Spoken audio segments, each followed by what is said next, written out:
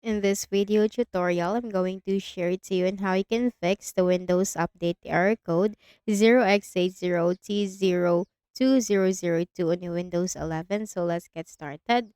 Click on the Start button and go to Settings. From the list of options on the left pane, you have to simply click on System. Scroll down and click on Troubleshoot. Click Other Troubleshooters. Here you can find Windows Update with the Run button corresponding to it. So click the Run button corresponding to Windows Update.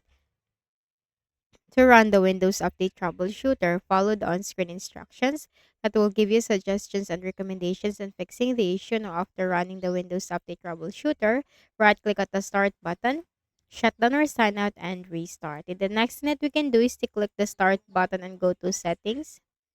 From the list of options on the left pane, click on Time and Language. Click on Language and Region.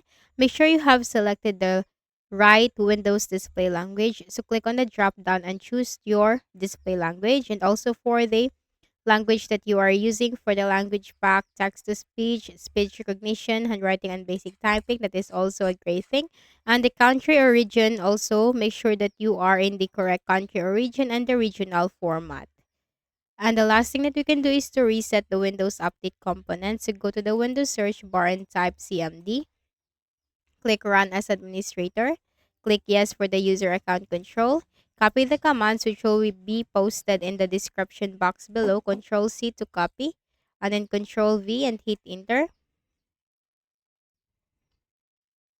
Now type exit, hit enter, then right click at the start button, shut down or sign out and restart. So I hope this video helped you. Kindly please do not forget to hit the like button and subscribe to this YouTube channel. Thank you for watching the video.